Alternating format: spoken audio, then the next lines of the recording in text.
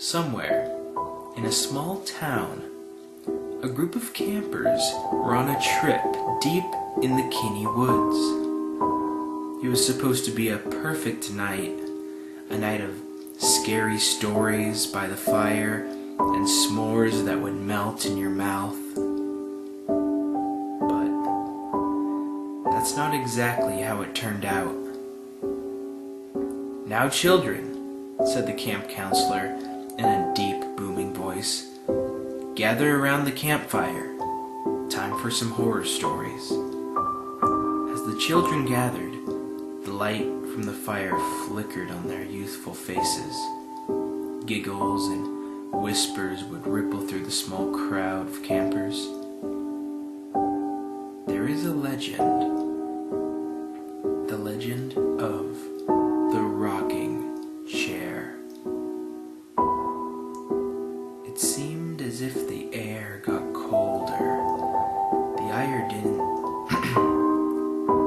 It seemed as if the air got colder. The fire didn't seem to help. The dark tree's branches, silhouettes of bony hands. Fog layered the ground like a soft blanket.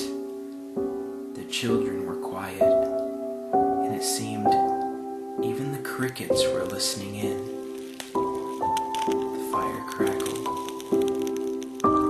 Every night, in these very woods, a rocking chair will appear. No one knows who the rocking chair belongs to or why it's there. It just is. According to legend, if one was to sit in this chair all night, they would vanish. Some say they go to another dimension. Others say they're kidnapped by a creature. But no one knows for sure. A tree branch cracks and startles many of the campers. "It's a stupid story," said a camper, and the other campers giggled at his smart remark.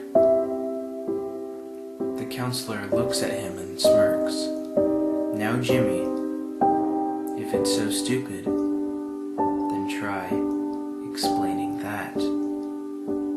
The counselor points to the top of the hill, and barely visible by the light of the moon was an old, creaky rocking chair, rocking back and forth, back and forth. Everyone assumed it was another one of those silly pranks by the camp counselors.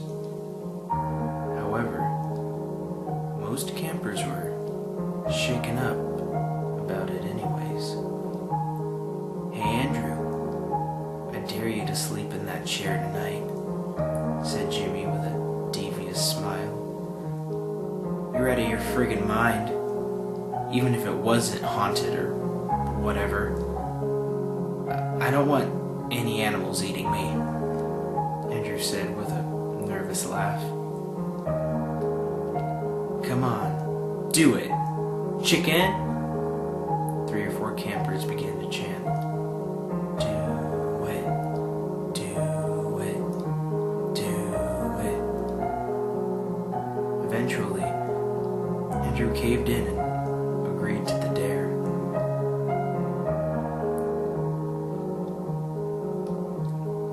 Later that night, when all the camp counselors were sleeping in their tents and only the crickets could be heard, Andrew sneaked out of his tent and walked to the rocking chair.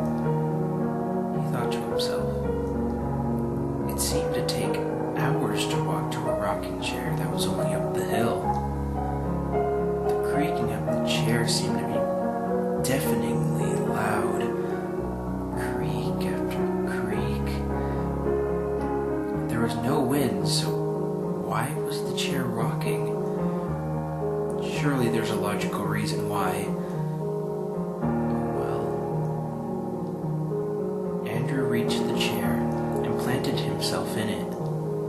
The chair creaked louder than anything. Everything everything else seemed to be silent. Even the crickets were hushed. Andrew sat there in the complete silence. Every detail of the night seemed to be becoming more creepy by the second. The trees stared at him with faces of anger and sorrow. The grass swayed in his direction as if it were trying to get him. Andrew was scared out of his mind, but stood his ground, and he finally felt sleepy. Here we go. He drifted to sleep. Andrew dreamed. There was a man sitting in a rocking chair in his cottage. He appeared to be reading a book. A sound of glass shattering rang out.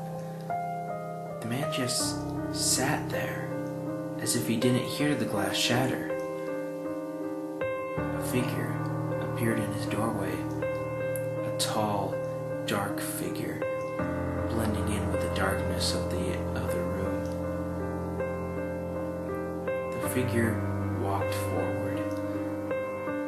It was horrible.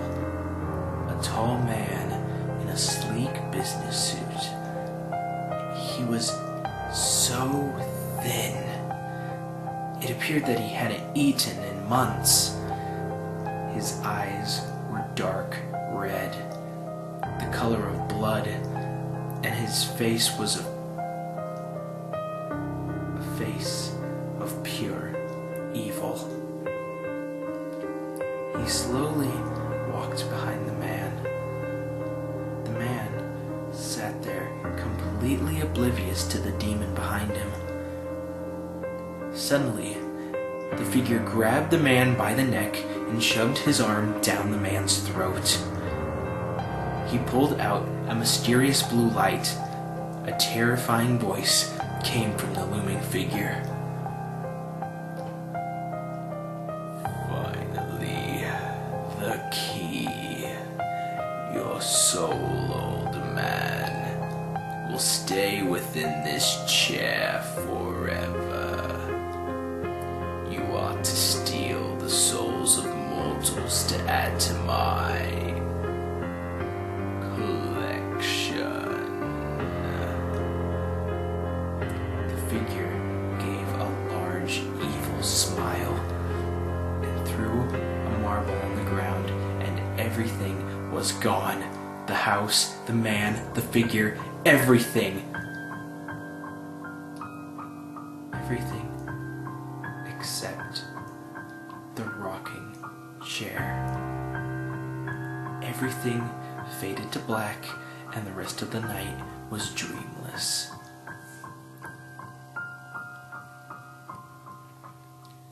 The morning was foggy, but bright. The sun pounded down on the earth while the foggy clouds blurred Andrew's vision. Looks like I survived the night, he thought to himself. He got up and headed to his camp. The tents were there, and a fire was burning in the middle of the site. But it was silent. Andrew entered his friend's tents and found them empty. Confused, he assumed everyone would be back soon, but then he saw some movement inside the tent on the other side of the fire. Hello? No one answered. He walked to the other side and into the tent. In the middle of the tent was a chair. Someone was sitting in it. Hello? No answer for about a minute, until... Hello, Andrew. It was a gravely voice. You should have stayed in your tent. Now you must be punished. What do you mean? You must be punished. The chair spun around. It was the man Andrew saw in his dream.